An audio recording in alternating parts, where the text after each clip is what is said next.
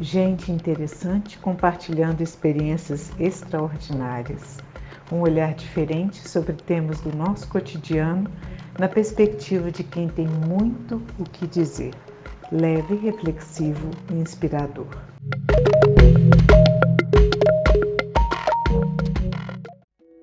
Boa noite a todos. Boa noite. Vamos começar mais um episódio da Conversa Paralela Comigo, episódio 16. Eleições, aqui vamos nós. Muitas vezes a apatia social política é fruto de um desconhecimento a respeito de como opera a política e, sobretudo, como ele interfere em nossas vidas.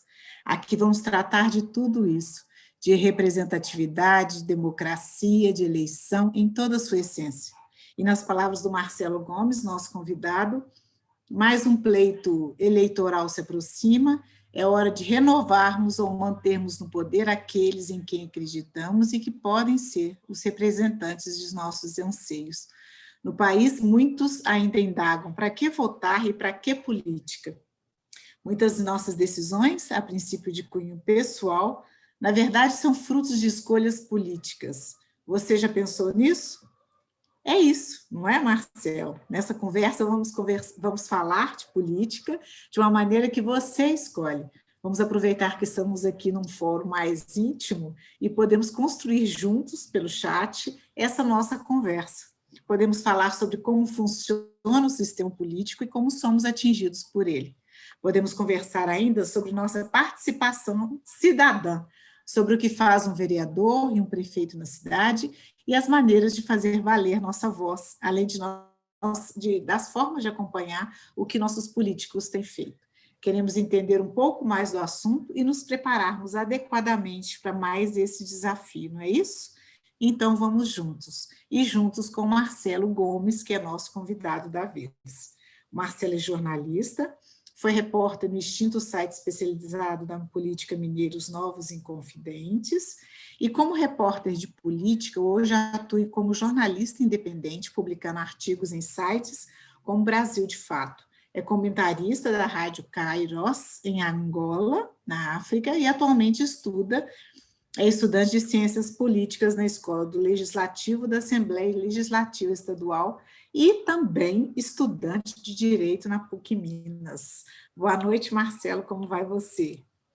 Ana, eu vou muito bem, melhor agora com esse nosso bate-papo que nós vamos iniciar aqui agora, né? Principalmente com você, né, Ana? Uma professora, assim, que eu fui aluno da Ana, tá, gente? É uma professora, assim, que me ensinou a escrever, me ensinou a comunicar ao outro, né? Então, mas, assim, Ana, por outro lado, não vou bem, vendo, assim, algumas coisas principalmente relacionada à campanha política. Umas coisas que me decepcionaram muito, Ana, e ainda continuam me decepcionando. A gente vai ter um tempo aqui maior para conversar, né, sobre por que eu tenho ficado um pouco decepcionado. Muito bem. Se você está, imagina quem não conhece tanto. Só que o nosso objetivo aqui é justamente a gente levar um tanto assim de consciência política, né? E de esperança, porque senão Sim. a gente pode desesperançar, né? Ou desacreditar antes da hora. Acho que a Exatamente. gente podia começar com uma questão, Marcelo. Eu agradeço as suas palavras iniciais e quero aproveitar a oportunidade de dizer que você foi voluntário do projeto Extensão Educomunidade durante tanto tempo, e esse projeto é justamente um viés de educomunicação, né? Então, é interessante como você seguiu e segue nessa perspectiva, dessa junção, dessa interface entre comunicação e educação, e que papel importante que você tem nisso. Eu fico muito feliz de ver ex-alunos, egressos, né, do UNBH, do curso de jornalismo, enveredando em produções e com um olhar diferenciado, né? Que eu acredito que essa possibilidade de a gente pensar áreas diferentes do conhecimento e domínios diferentes do conhecimento em ação podem proporcionar a nós. E eu gostaria de começar com uma pergunta definidora, assim, um pouco do que a gente entende, né? E de uma forma mais agora, num ponto de vista mais especializado como o seu, o que é política? Nossa, Ana, é uma pergunta que valeria, sim, uma semana só de discussão, né? Mas, assim, se a gente voltar lá na origem do lugar, né, de onde a política nasceu, que foi a Grécia Antiga, antes de Jesus Cristo, né? E aí eu estou falando mais especificamente de Atenas, sobretudo na Ágora grega, né? A política para os gregos, Ana, ela pode ser definida como a arte de conduzir a vida na polis. E a polis pode ser entendida como a cidade, né? Então, é basicamente isso, Ana. Existem várias e várias definições de política, é preciso deixar claro aqui para o ouvinte, né? Vários autores de várias linhas ideológicas políticas definem a palavra política de várias maneiras. Mas se a gente voltar lá na Grécia, a gente pode entender a política como a arte de conduzir, uma arte racional, é preciso deixar claro, de conduzir a vida na polis. Por que uma arte racional? Porque a razão como um instrumento humano, ela foi desenvolvida no Ocidente e começou o seu desenvolvimento, como todos nós aqui já sabemos, lá na Grécia, a partir da filosofia grega. Então, a política, ela é derivada da filosofia grega. E a filosofia, quando nós estamos falando de filosofia, nós estamos falando de razão, logo a política, ela é, então, uma maneira racional de conduzir os negócios públicos, ou seja, de conduzir a vida na polis. E por que uma arte, né? É uma arte, Ana, porque vamos pensar, por exemplo, quando você está vendo um quadro, por exemplo, do Kandinsky. Várias pessoas podem ter diferentes olhares sobre aquele quadro. Por exemplo, sobre a Mona Lisa, né? Várias pessoas podem ter um olhar diferente sobre aquela arte, né? Então, é uma arte. Porque Aí você já pulou para Leonardo da Vinci, né? Você exatamente. Diz que agora você está falando de Leonardo da Vinci. Só para ilustrar, né? Por que a política ela também pode ser vista como uma arte? Porque ela tem vários olhares. Existem várias possibilidades de se olhar para a política. Um liberal olha para a política com uma ótica X. Um social-democrata olha para a política com uma ótica Y. Então, por isso que é uma arte, porque tem vários olhares. Então, assim, para ser sucinto na sua resposta. Então, política é isso, é a arte racional, né? De tentar conduzir a vida na polis, a vida numa determinada comunidade. Muito bem. E o que é necessário para que as pessoas possam entender essa condução hoje? Ana, bom, é uma pergunta também bastante complexa, Ana, mas olha só, para as pessoas entender a complexidade de como essa arte se dá, né, na prática, a primeira coisa, Ana, participação popular. Né? Assim, isso é algo imprescindível e não é opinião minha, tá, pessoal? Eu preciso ficar claro, assim, vários autores de distintas linhas políticas já afirmaram isso e confirmaram isso, assim, vários e vários estudos. E a segunda vertente, Ana, em que as pessoas podem entender melhor essa arte, ou seja, a política, tendo informação, Ana. A informação, ela é o pilar. Quando muitos jornalistas saem na rua e vão fazer manifestações, né, o Sindicato mesmo de Jornalistas de Minas, quando sai na rua e vai fazer manifestação, a principal bandeira que nós levantamos nós jornalistas, somos importantes, por quê? Em virtude da informação. Então, Ana, então sei que seriam essas duas coisas, Ana, participação popular e informação. né? Isso eu acho que seriam as principais vertentes para a gente entender e fazer parte dessa arte que é a política. Muito bem. Elas se encontram em algum momento, a participação e a informação? Completamente, Ana Rosa. Completamente. Vou te dar um exemplo, Ana, muito interessante. A partir do momento que o cidadão ele é informado, ele tem parâmetros sobre como funciona a máquina pública, como funciona o Estado, quais são as atribuições do Estado e quais podem ser as atribuições do Estado que hoje não existem, né? Então, ele tem uma dimensão a respeito disso. A informação, ela é muito importante exatamente por causa disso, porque ela abre mente, né? Ela tem uma capacidade de informação de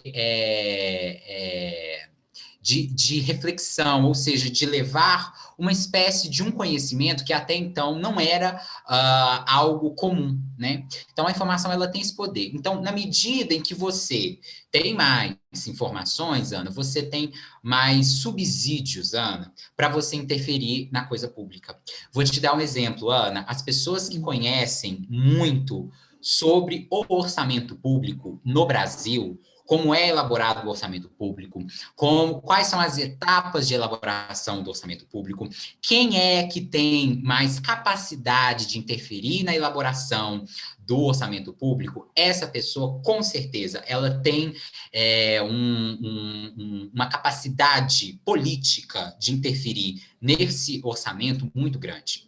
E aí é que está. É isso que nós precisamos, né? De aliar essa informação com a participação popular. Quando você tem informação, você amplia ainda mais a participação popular, né? E isso, de novo, não sou eu que estou dizendo, né? Robert Dahl, já que é um teórico político norte-americano, ele já concluiu isso para a gente. Na medida em que as pessoas têm informação, elas têm mais capacidade de agir. Na medida em que eu conheço como o orçamento público é elaborado, eu sei onde eu posso reivindicar, porque eu sei que na área tal o investimento é muito baixo, eu sei que na outra área o governo taxa muito pouco, então ali ele pode aumentar uma alíquota de imposto para me beneficiar ou beneficiar o meu grupo. Então a informação, Ana, ela é importante nesse sentido e caminha com a participação popular nesse sentido. Muito bem. E como é possível o cidadão se informar?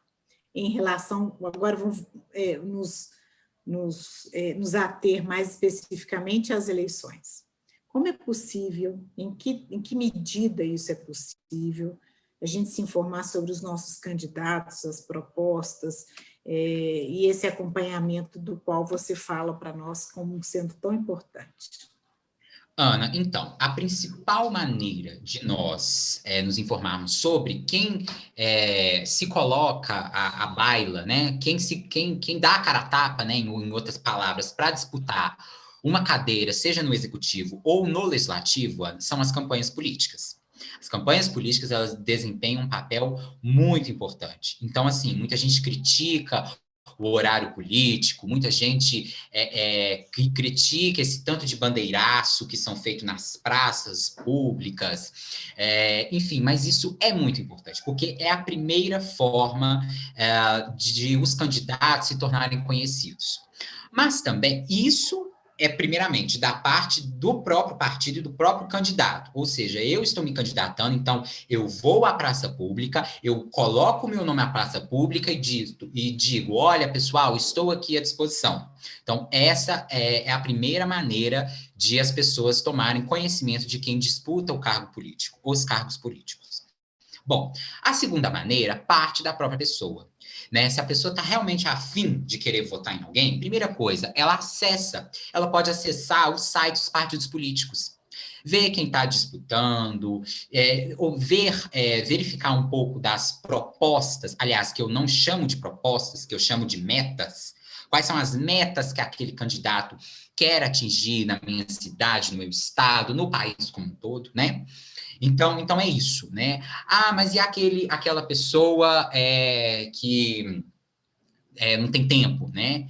Bom, talvez a gente pode pensar, né, que hoje com a tecnologia e a internet hoje um pouco mais pulverizada, né, a gente tem condições de entrar no site dos partidos políticos, né, e verificarem quem está se colocando à disposição, quem está dando a sua cara, a tapa, para realmente disputar uma cadeira no legislativo ou no executivo, né? Então, isso eu acho que seria o principal caminho que os nossos ouvintes, né, os seus ouvintes e o eleitor, de modo geral, pode tomar para conhecer os candidatos, né?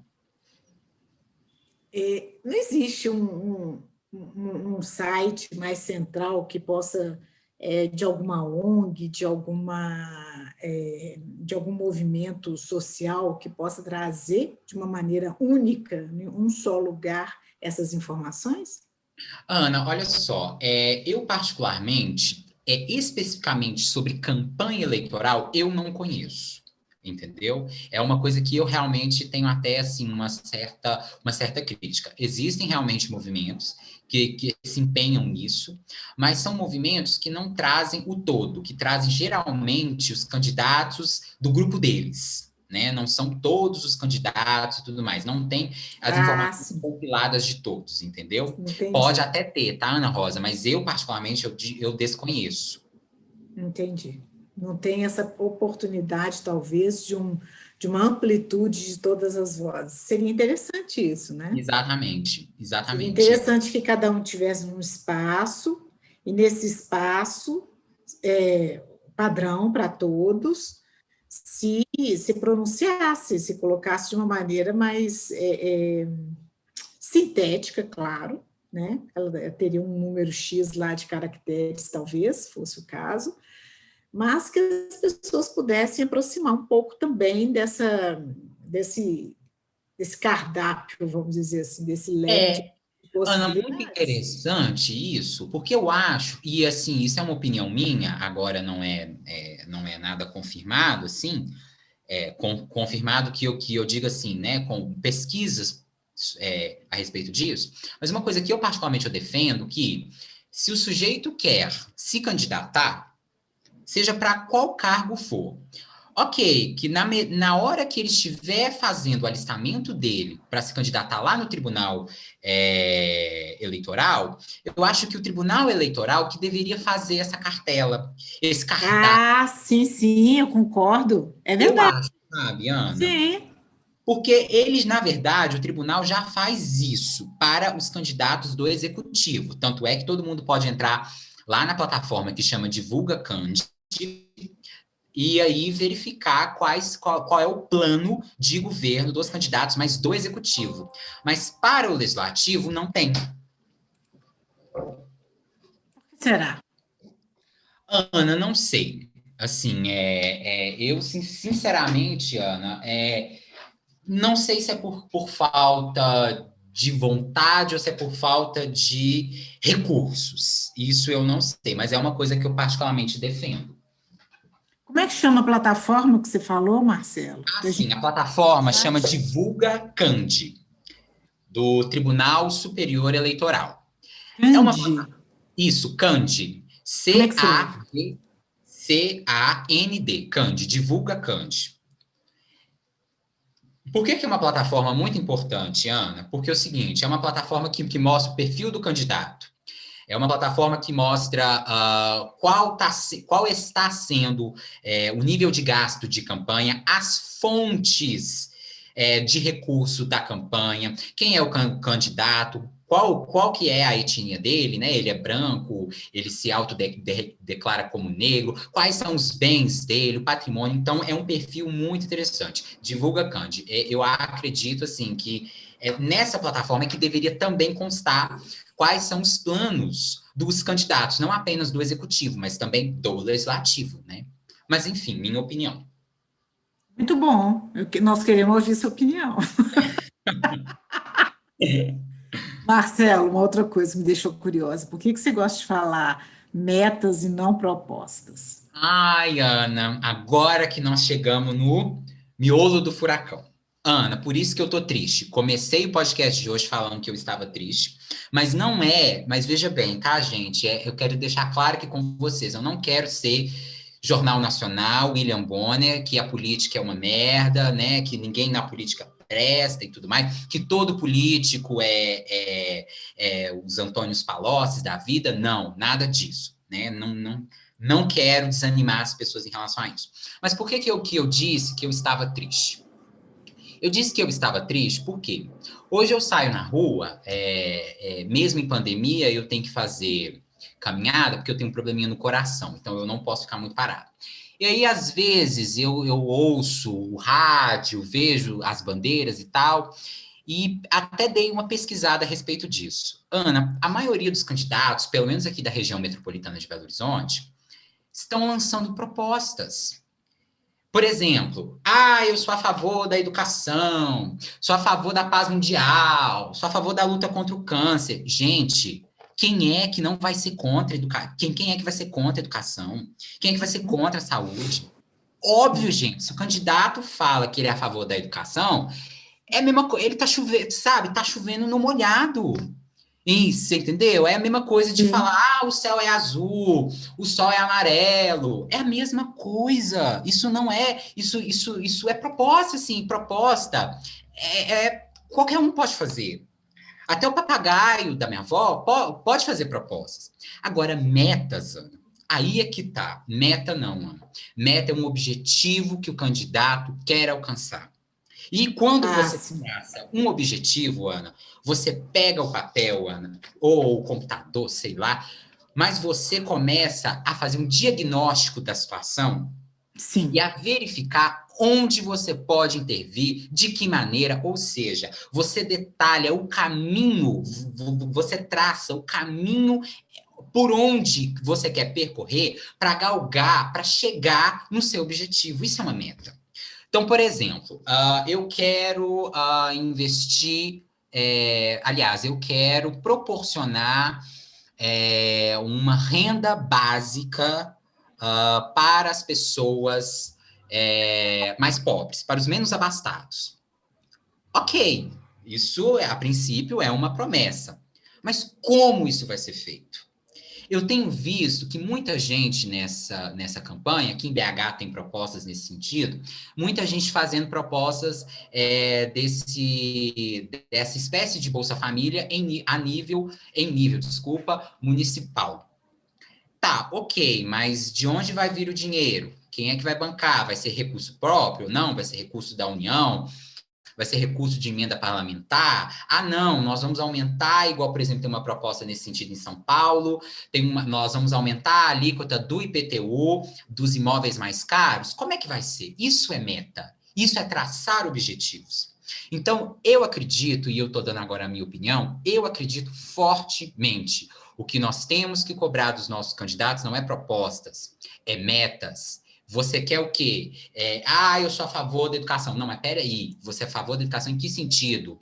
Em ampliar o número de escolas? Ou em ampliar o ensino médio? Ampliar a educação básica ou não? Ou ampliar as bibliotecas? Ou aumentar o salário dos professores? Sim. Em que sentido você é? Entende? Isso é meta. Então, o que a gente tem que cobrar é meta, não é proposta. Entendeu? Para falar que os candidatos é a favor da educação, ora, me poupe. Quem é que vai ser contra a educação? Bom, se bem que hoje no Brasil, o Brasil está tão louco hoje que realmente pode ter pessoas nesse sentido, mas eu acredito que não. Que eu sou a favor da saúde, tá, mas você quer o que exatamente na saúde? Você quer ampliar os postos? Você quer ampliar os hospitais? Você quer contratar mais médicos? Ou não? Você quer medidas profiláticas? O quê? Isso é meta, não é proposta. E o que a gente tem que cobrar é proposta. Desculpa, é meta. É meta. E aí, para a gente saber cobrar meta, a gente tem que saber o que está na competência de cada um, né? Você podia falar um pouquinho para a gente sobre isso? Ana, falo. Eu, inclusive, Ana, esbocei até um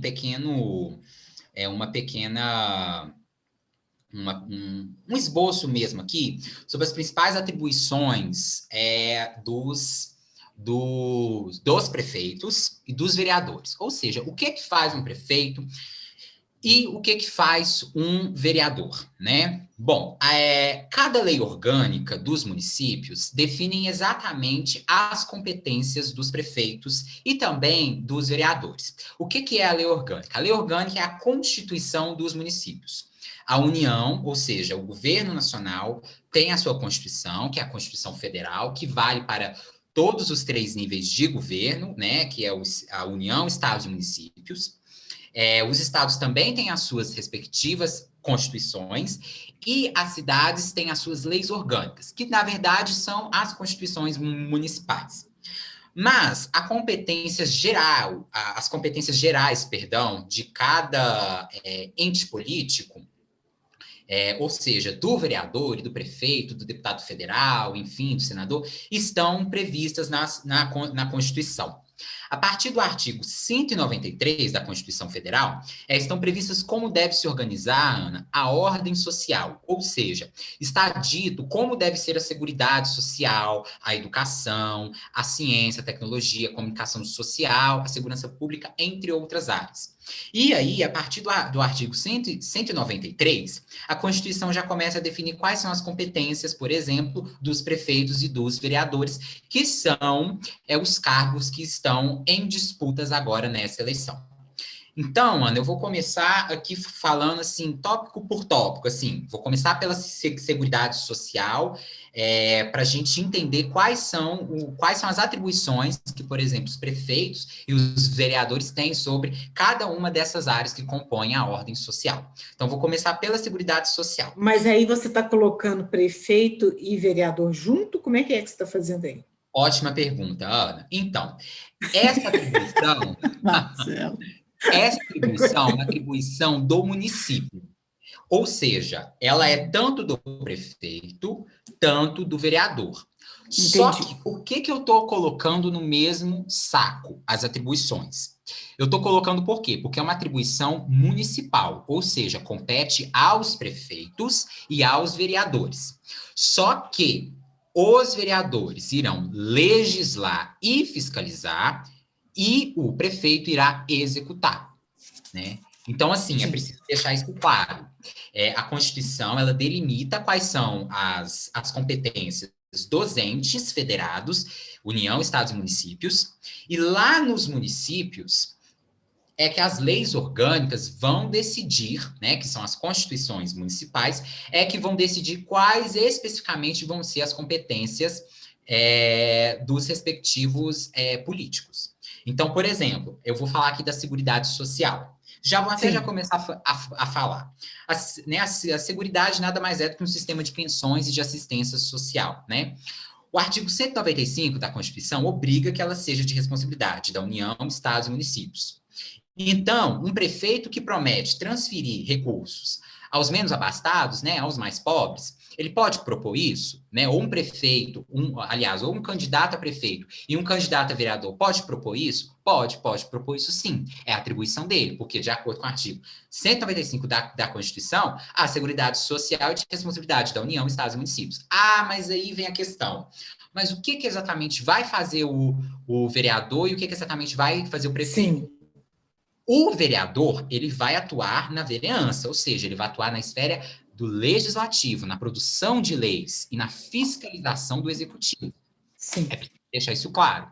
Sim. O executivo, o poder executivo, o próprio nome já está dizendo, ele vai executar, vai colocar aquela lei produzida pelo legislador, ou seja, pelo vereador, em prática, né? Sim. Então, por exemplo, na campanha de Belo Horizonte, existem candidatos, aliás, existem um só, se eu não me engano, que propôs a transferência de renda aos mais pobres. Inclusive, o prefeito Calil fez isso, está fazendo isso, né? Belo Horizonte tem um sistema de transferência de recursos aos mais pobres. O prefeito pode fazer isso? Pode fazer isso, né? Por quê? Porque está especificado lá no artigo 195, Seguridade Social de competência da União, Estados e municípios. Né? Ah, mas de que forma que o prefeito pode fazer isso? Bom, existem várias, né? Existem várias mesmo. O prefeito pode mandar um projeto de lei para a Câmara aprova, e aí pronto, está instalado um programa relacionado à Seguridade Social. Ou se não, o próprio vereador, ele mesmo apresenta um projeto de lei e pode se articular politicamente com o executivo para que o executivo execute aquele projeto. Porque muitas vezes, isso é uma coisa que a gente pode discutir mais à frente, produção de lei, isso é uma coisa que eu acho absurda, assim, não necessariamente o número de projetos que são aprovados significa que eles vão, de fato, se tornar leis válidas e efetivas. Isso é outra coisa que muita gente se confunde, mas enfim. Então é isso aí, eu comecei aqui a falar pela Seguridade Social, que então os candidatos a vereadores e prefeitos podem propor algo nesse sentido, né? E aí agora, Ana, nós temos a saúde. Da mesma forma que a Seguridade Social é uma responsabilidade da União, Estados e Municípios, a saúde também é. Então, se um candidato a prefeito ou vereador propõe, eu quero ampliar o número de hospitais, quero ampliar o número de vagas nos hospitais para médicos, ele pode fazer isso? Pode fazer isso. É competência dele também. Ana, eu não sei se está ficando muito chata essa minha explicação, me intervenha. Não está, não. Eu acho que está ótimo. E Não tem sei aqui se eu estou sendo muito claro. observações no chat, tá? Sim, está sendo ótimo isso. E algumas observações no chat eu já vou fazer já, tá? Mas as pessoas Ok. estão gostando muito da sua perspectiva e da sua forma de trazer a discussão, né, sobre a questão da meta da proposta. E aqui a gente está trazendo uma situação mais específica, no caso do Paulo Rogério, que está no Distrito Federal, nos acompanhando de lá. Ai, que maravilha. E aí dizendo sobre os vereadores fiscalizam os prefeitos e os estaduais, o governador? Ele Exatamente. para você. Os deputados estaduais, a competência deles é legislar em âmbito estadual e fiscalizar o governo estadual. Ok? A competência do vereador é legislar em âmbito municipal e fiscalizar o executivo municipal.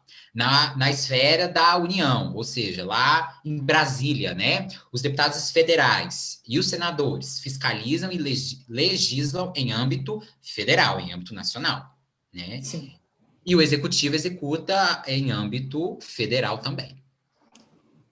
Muito bem. Então, estávamos falando da saúde. Isso. Então, nós vimos aí que saúde também é de competência dos prefeitos e dos vereadores. Lembrando, os vereadores legislarem e os prefeitos executarem os programas que eles querem realizar, né? Agora, educação, né? A educação, assim como saúde e segurança pública, também é atribuição dos três entes da federação.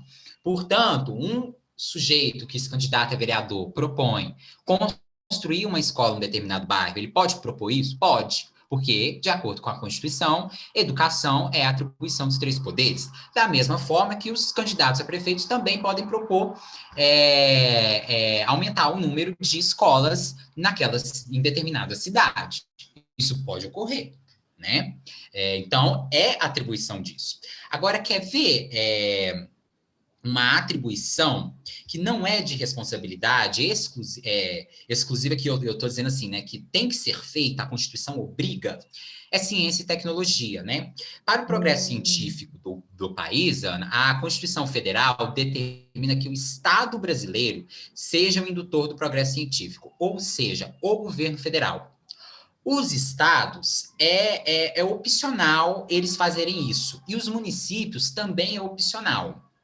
Só que, Ana, então, por exemplo, se tiver um vereador que está propondo construir um polo científico, ele pode propor? Sim, ele pode propor. Um prefeito, um candidato a prefeito, também é a mesma coisa. Só que isso na prática não acontece, por quê? Porque as questões relacionadas com ciência e tecnologia, elas dependem de muitos recursos, coisas que os municípios brasileiros, a maioria deles, não possuem. Então, isso a gente pode achar que isso não é de responsabilidade deles, como de fato não é uma responsabilidade exclusiva, é opcional, conforme consta na Constituição, mas eles não, mesmo sendo opcional, a maioria não opta por isso, né? O único município que eu acho, e aí é achismo, eu não tenho dados a respeito disso, que eu acho que investe pesadamente em ciência no país, se eu não me engano, tá? São Paulo, capital, e Campinas. Campinas não, perdão, Ribeirão Preto, por causa da Embraer, né? Que é a fábrica de aviões. Eu acho, não tenho certeza, né? A maioria dos municípios, infelizmente, não tem condições disso. Bom, agora vamos falar um pouco da segurança pública, né? Porque segurança pública aí principalmente desde as eleições de 2016, as eleições municipais, em que nós tivemos um número muito grande de pessoas provindas da segurança pública para disputar cargos públicos. Então, a segurança pública foi uma pauta é uma pauta desde então, bastante gritante, né? A segurança pública também é de responsabilidade compartilhada, logo, é de responsabilidade da União, estados e municípios. Mas, veja bem, é preciso deixar claro uma coisa: a União cuida da defesa nacional. Os estados cuidam da segurança dos cidadãos, por meio da Polícia Civil e da Polícia Militar. E os municípios podem, veja bem, podem ter as suas guardas municipais. Não todos eles. Sobre as guardas municipais, é um pouco mais complexo de se entender o sistema de guardas municipais, mas os municípios, não todos, podem ter, sim, a guarda municipal.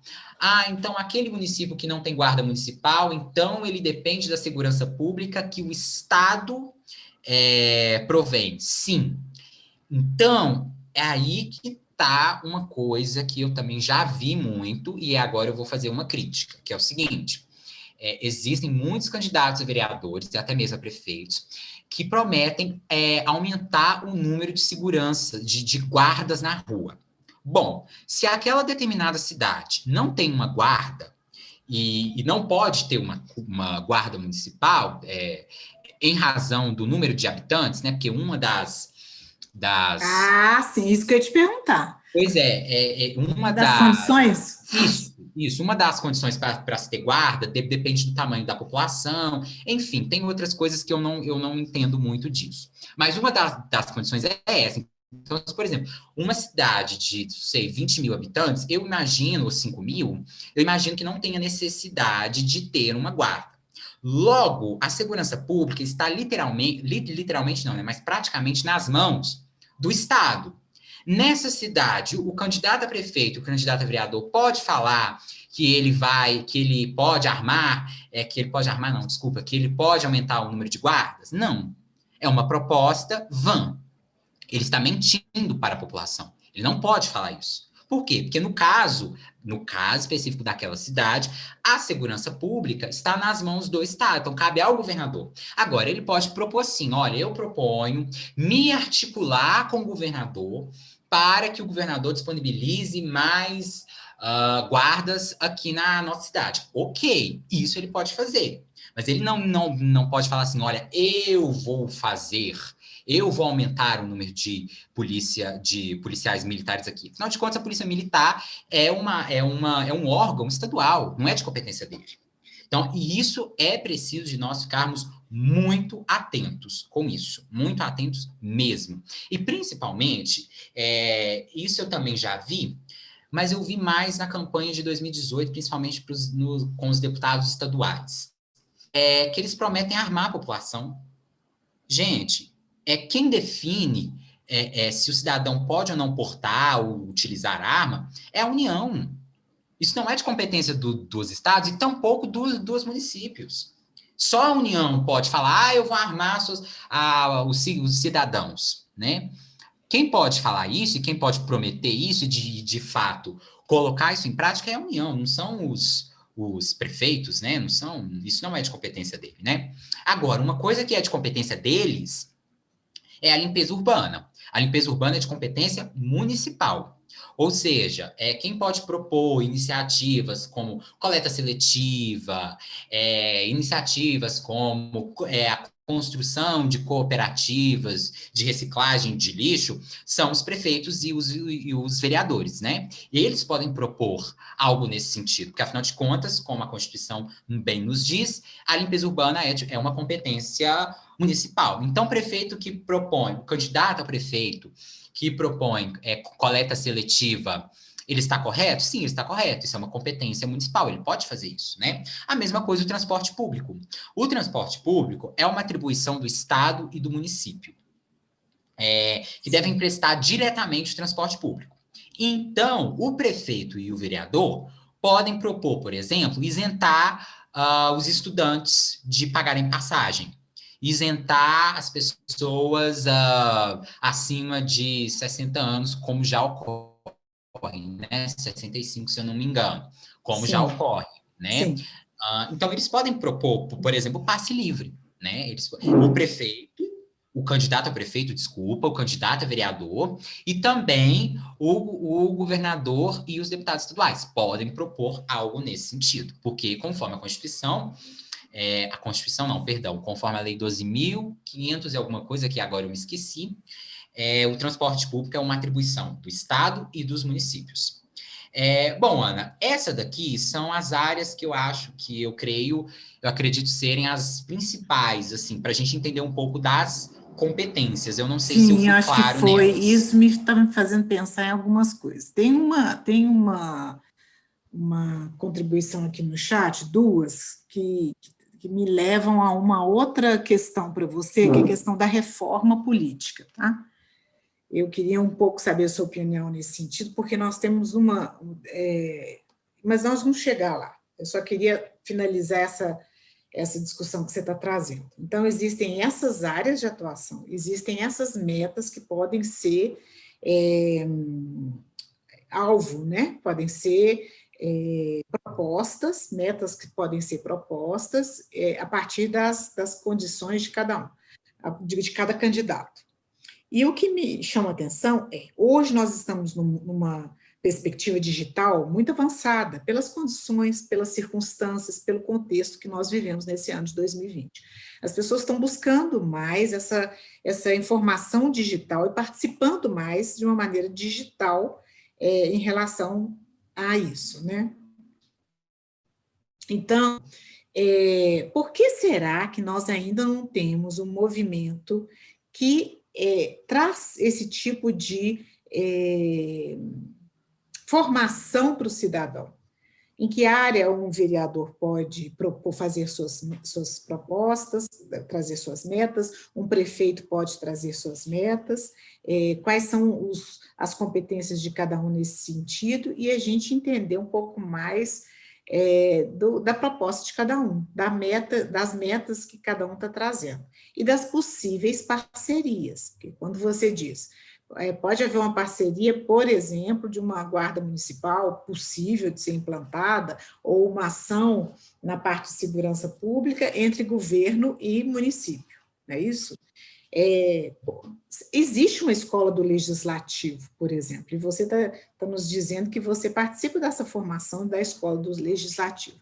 Não há nenhum movimento nesse sentido, mais cidadão, de conscientização? Porque numa escola a gente tem a preocupação de um canto, de um hino nacional. Verdade. Tirar a bandeira, ter um hino nacional. Mas nós temos também a preocupação de formar para essa vida em polis, como você trouxe desde o início, para essa vida em sociedade. Uma coisa é a gente ter um desenvolvimento patriótico cantando o hino nacional, mas a outra coisa é ampliarmos essa visão do que é um hino nacional, do que é uma reverência à sua nação, também em participação social, como você acentuou muito bem a importância disso também no início da nossa conversa. E aí, você está dizendo que não sabe, né, se existe esse movimento, até um movimento de organização não governamental que possa trazer Relacionado à campanha, né, Ana? Porque, relacionado à campanha. Porque, na verdade, assim, Ana, sua preocupação, e desculpa te interromper, tá, Ana? Mas não, mas é para interromper mesmo. Porque, na verdade, é a nossa conversa. Existem, Ana, um fortíssimo movimento para exatamente isso, para levar estudos políticos às pessoas. É exatamente isso, para levar conversas igual a nossa aqui, para quem não às vezes não teria acesso. Ana, porque é o seguinte, bom, vamos fazer aqui um retrospecto. Eu, particularmente, eu me lembro que na escola eu tinha 4 aulas de matemática. E, por exemplo, as aulas de história, de sociologia, era tipo assim, na sexta-feira, no último horário, depois da educação física. Poxa vida, assim, quem é que vai se interessar por políticas e por estudos sociais na sexta-feira? Entende? Então, assim, é complicado. Mas, então, e o sistema é todo complicado. Por que que é todo complicado, Ana? Porque é uma complicação no âmbito social que é uma junção de complicações da área da comunicação e da área da educação. Por quê? De um modo, a escola não está educando cidadãos, está educando pessoas, muitas dessas escolas, né, estão educando pessoas para passarem provas, para saber que o cosseno de 20 é não sei quantos. Não estou menosprezando a matemática, acho que a matemática é importantíssima, e principalmente para quem gosta de economia e de política, a matemática é fundamental, né? Mas, por exemplo, talvez, será que não seria mais pertinente a gente educar as pessoas para a prática política do que, por exemplo, um sujeito, que foi o meu caso, ter 4 aulas na semana de matemática e ter apenas 1 ou 2 de história ou sociologia? Não seria mais interessante? Bom, enfim, estou aqui jogando algumas perguntas. E aí, então, aí eu estou falando de um problema do âmbito da educação. No âmbito da comunicação, Ana, assim, nós moramos num país, e ontem eu estava vendo um documentário francês que pontuou muito bem isso, que 6 famílias dominam o sistema radiofônico brasileiro. 6 famílias. Poxa vida, Ana, como é que a gente vai ter uma plural... Porque para a gente discutir política, para a gente levar estudos políticos até as pessoas, a gente precisa de pluralidade. Porque, como eu disse, a política é uma arte. A gente precisa entender que a política não a gente vamos dar aula de política. Não, mas peraí, mas quem que vai ser o nosso professor? Ele é liberal? Ele é mais à esquerda? Ele é mais à direita? É uma arte. E essa arte pode ser enxergada de várias maneiras, né? Então, você precisa de uma pluralidade, coisa que nós não temos aqui no Brasil. Então, por isso que é uma complicação muito grande. O sistema educacional tem culpa nisso, mas o sistema comunicacional do país também tem culpa nisso. Mas, Ana, tem um movimento fortíssimo, e que é um movimento, inclusive, que eu participo dele, não é um movimento formal, é um movimento de até espontâneo, que é um movimento que quer levar a educação política às pessoas, mas não é ideologizar as pessoas, manipular, nada disso, nada disso. É simplesmente levar a informação. Agora, se a pessoa que quiser ser de direita, ser de esquerda, isso é um problema dela, a gente não tem nada que ver com isso. Mas ela precisa saber quais são as atribuições de um vereador, quais são as atribuições de um prefeito, por que existe o judiciário, o legislativo e o executivo. Nós, isso lá no Educomunidade, né, lá no seu projeto de educomunicação, Ana, a gente faz parte, né, fizemos, né, e você ainda faz parte desse movimento, né? Você está me perguntando isso, mas e aí eu te devolvo a palavra, porque o que você faz é uma educação política.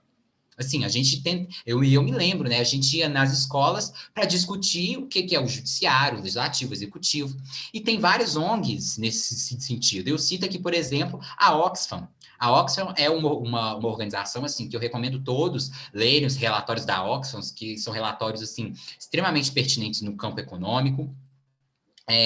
E tem outras ONGs, como, por exemplo, a Repórter Brasil. Repórter Brasil, gente, é uma ONG de jornalismo maravilhosa, maravilhosa. Nós temos, assim, a chamada imprensa alternativa, né? Que, na verdade, eu gosto de chamar ela como a imprensa contra-hegemônica, né? Nós temos aí o The Intercept, nós temos outra, né? Aquele outro antagonista, enfim, nós temos outras possibilidades. Então, assim, é um movimento muito grande. Só que, assim, Ana, é um desafio muito grande. É um desafio por quê? Porque a educação e a comunicação ainda estão muito arcaicas, né? Ainda estão muito na idade da pedra lascada, né? Então, a gente precisa... Então, esse movimento está crescendo, mas ainda é um grande desafio, Ana Rosa. Um grande desafio.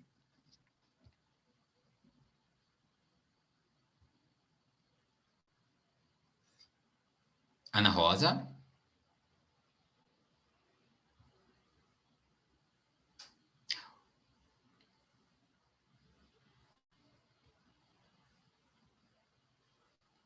Ana?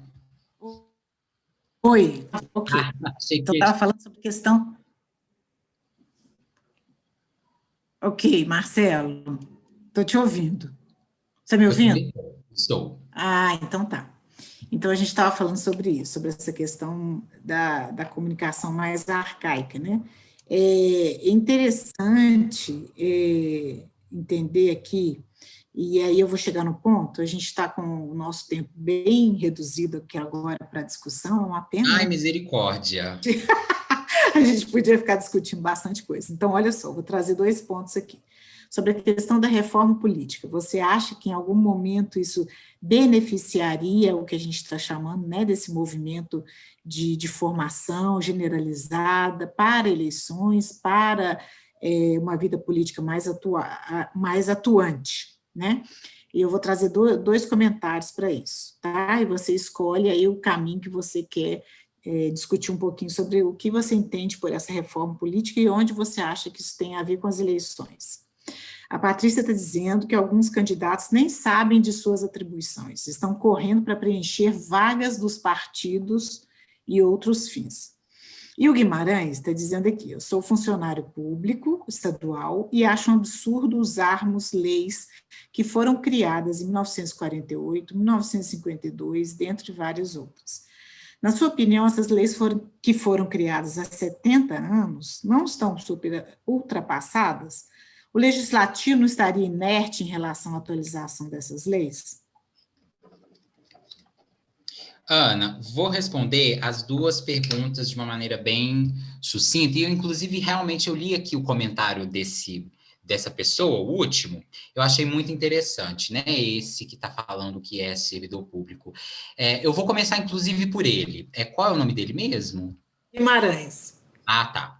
Bom, seguinte, realmente, você tem toda a razão.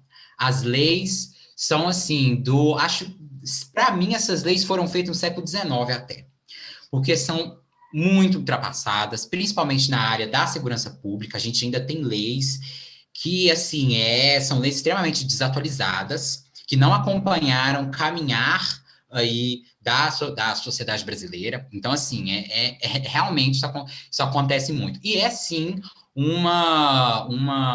algo assim, que é algo muito estático por parte do legislativo.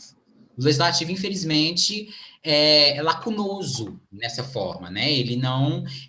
O legislativo estadual, né? E aqui nós estamos tratando da Assembleia Legislativa. Ele, infelizmente, não quis cuidar disso, né? E aí acaba que o servidor público estadual hoje, ele tem que conviver com leis que de milhões de anos atrás, né? E às vezes, por exemplo, ele está num determinado conflito, num conflito atual, que tem que ser resolvido por uma lei do passado, né? Uma lei completamente desatualizada. Então, realmente, isso acontece muito. E vou te dizer o seguinte: assim, o que a gente tem que fazer, nós enquanto sociedade, é aquilo, participação popular, para que a gente, de alguma forma, possa pressionar os nossos representantes estaduais a mudarem essas leis, a atualizarem essas leis. Né? É isso que deve ser feito. Então, de novo, eu volto naquilo que eu falei: informação para participação popular. Né? E muitas vezes, ele, por exemplo, que é servidor, que talvez ele possa ter um conhecimento um pouco maior, mas isso para a maioria das pessoas, as pessoas às vezes nem sabem que muitas leis que são válidas atualmente são lá da década de 40, né? Que não são leis que não necessariamente precisam ser extintas, mas às vezes serem atualizadas, né? Então, realmente, isso que ele falou, realmente isso acontece muito, em muitas áreas, os nossos representantes não estão não estão atinentes a isso. Sobre a pergunta da colega, se eu não me engano, Patrícia, eu sou completamente favorável a uma reforma política. Completamente. Eu não saberia te dizer como a gente poderia começar com uma reforma política, mas eu tenho uma proposta. E assim, eu já até escrevi sobre isso.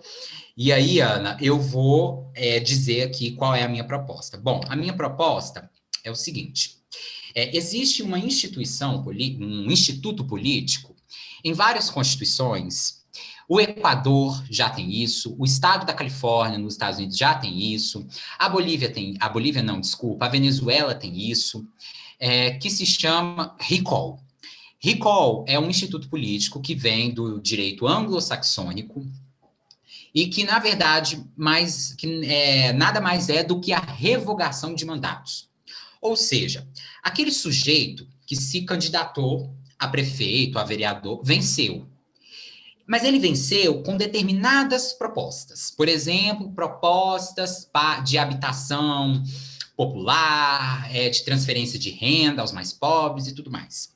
Só que chegou até o meio do mandato dele, ou até no final do mandato dele, esse sujeito, infelizmente, não conseguiu fazer isso, ou não fez isso.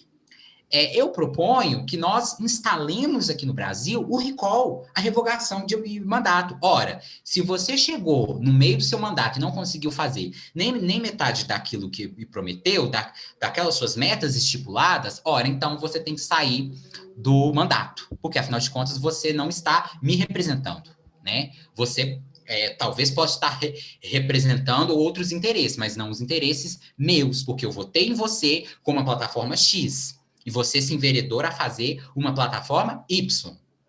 Então, eu sou completamente a favor do recall. A gente tem que ter, sim, uma revogação de mandato. Isso é a minha opinião, tá, pessoal? Por favor. Muita gente... E é uma opinião, não é só minha. Eu não estou isolado nisso. Eu estou muito bem acompanhado. Paulo Bonavides, um grande jurista e cientista político aí, né, nordestino, já nos contemplou... isso no seu livro que se chama Ciência Política, esse é o nome do livro. E ele explica muito bem como se daria o recall, né? Eu sou completamente favorável. Pô, você vota num sujeito que ele prometeu uma plataforma A, mas aí no final, ele lá no final do mandato, na metade do mandato, ele faz uma plataforma B. Ora, tudo bem que no meio do caminho possa ter outras... eu vou pegar, por exemplo, o caso da presidenta Dilma, né? O segundo mandato dela, ela praticamente não governou. Mas ela não governou porque a situação política do país estava deixando o governo dela ingovernável, né? Então, no caso dela, é um caso isolado, mas na grande maioria das vezes... A gente vê muitas pessoas em quem votamos. Eu, particularmente, eu votei numa deputada estadual e que ela votou a favor de uma lei que eu era contrário, e que isso, inclusive, era completamente contrário ao que ela disse na campanha de 2018. Sim, sim. Então, assim, é um absurdo. E aí a gente tem que esperar 4 anos para a gente tirar essa pessoa do poder de jeito E de acordo com esse recall, como que isso aconteceria? Ana, então, isso já aconteceu como que em seria outras. isso? Então, era aí que precisa de ser mais discutido. Por exemplo, a Califórnia, se eu não me engano, ela fez isso por meio de uma outra eleição. A Califórnia já fez isso, tá, gente? Isso não é uma coisa nova.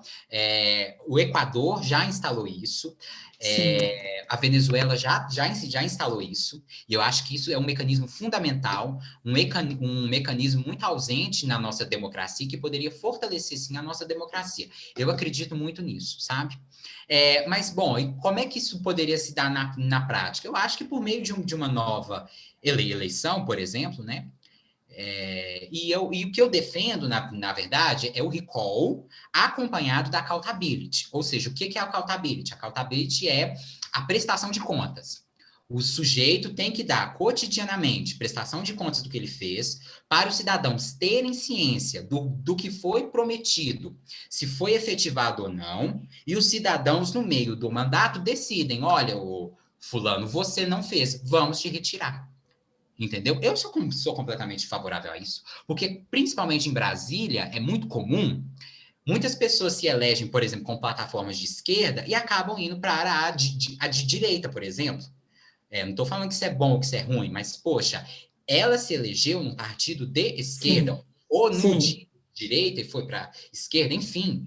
Né? Por quê? Porque em Brasília, por exemplo, tem muito lobby, tem muita pressão, e que isso pode afastar os nossos representantes dos nossos anseios. Sim, com certeza. Você tem toda a razão. Aliás, tem aqui no chat as pessoas para quem você respondeu as perguntas, o Guimarães e a Patrícia, agradecendo e dizendo e respaldando sua proposta sobre até estabelecer metas de curto, médio e longo prazo para que a gente pudesse acompanhar. Né? Exatamente, eu sou totalmente favorável a isso. O Pois sujeito chegou lá, ele, olha, gente, em tantos meses eu prometo fazer isso, em tantos meses aquilo. Por isso que a importância da meta.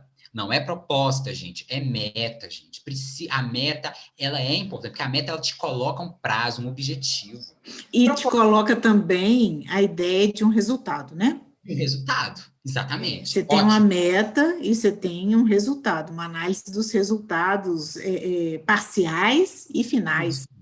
Finais também, esse resultado final é muito importante, porque é aquele governo que você vai deixar para o próximo, né, Marcelo? Exatamente. Tem isso em relação à política brasileira, né?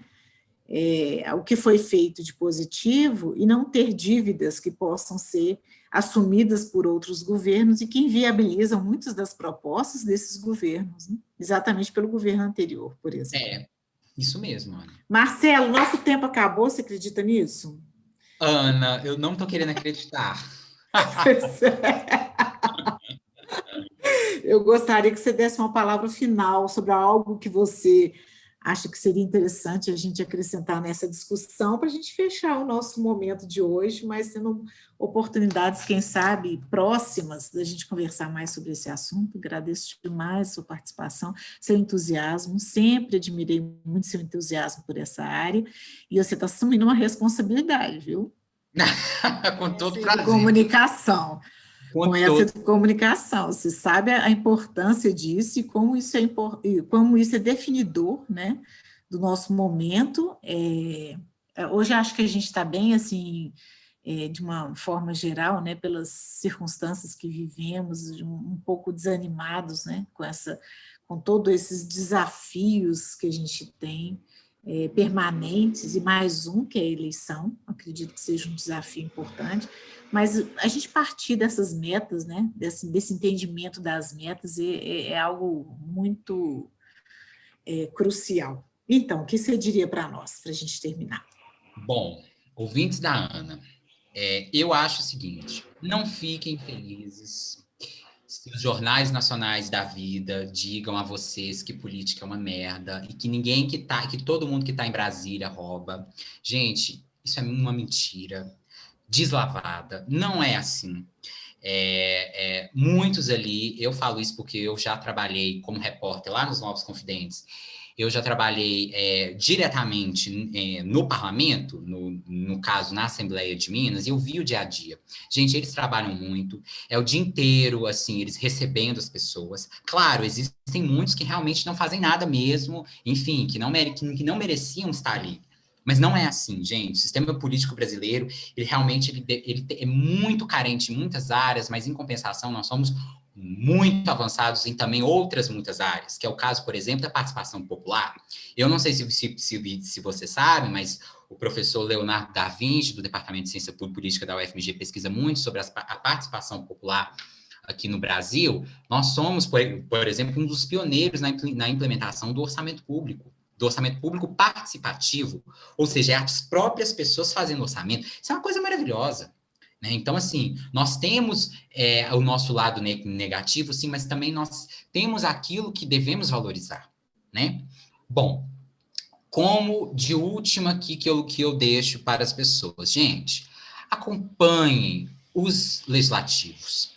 Vão até os legislativos, as audiências públicas, acessem periodicamente os sites das assembleias, o site do Senado, da Câmara Municipal, da Câmara Federal, das assembleias, vão até as audiências, as comissões. Por quê? Porque quando você vai até as comissões, as audiências, você se aproxima do deputado, do representante, do vereador, e aí ele vai perceber que, olha, peraí, ele está vindo aqui quase todo dia, ou vem aqui a cada tantos meses, opa, ele está me vigiando. E isso é muito bom, que ótimo que ele está vigiando, ele está querendo o accountability, a sua prestação de contas. Então, assim, e assim, gente, eu me lembro que uma das primeiras vezes que eu entrei na Assembleia de Minas, isso já tem muito tempo, né? Uma vez perguntaram assim, para entrar aqui tem que pagar? Não, é um lugar público, vá, acompanhe as comissões, vá nas audiências públicas, converse com os próprios deputados, os próprios vereadores, pega o número deles mesmo, o número pessoal, se um dia ele votou contra ou a favor de um projeto que você não gostou, manda uma mensagem para ele, liga e fala, mas espera aí, você entendeu?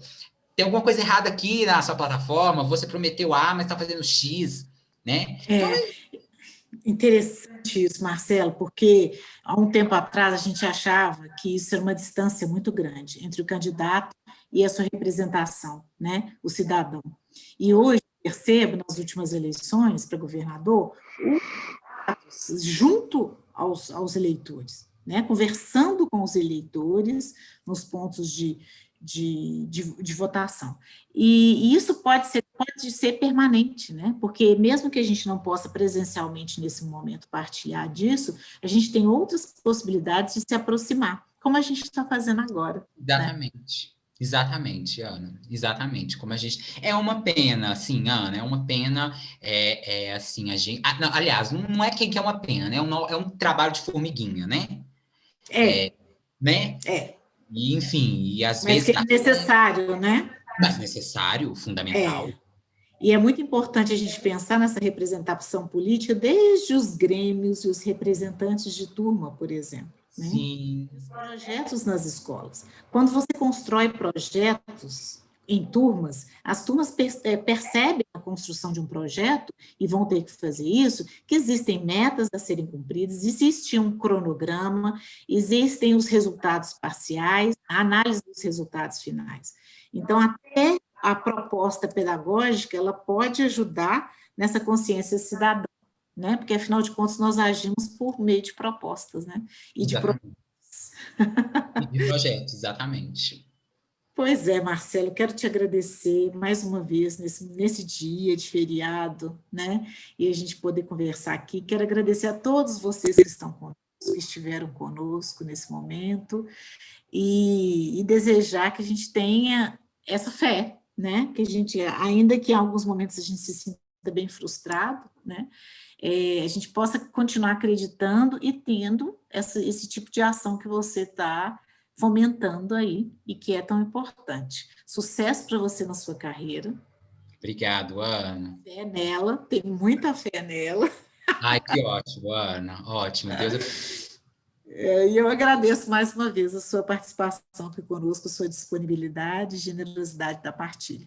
Tá bom? Ana, eu que agradeço de ter compartilhado aí um pouco que eu aprendi nos últimos anos e quero compartilhar mais e mais e mais do que eu for aprender aí nos próximos anos aí da minha carreira, Ana. Muito bom, parabéns mais uma vez pela trajetória e pelo que você também está plantando, né, nesse momento, com tantas formações que você está fazendo. Muito obrigada mais uma vez e até a próxima. Obrigada. Beijão, Ana. Tchau, tchau, ouvintes. Até.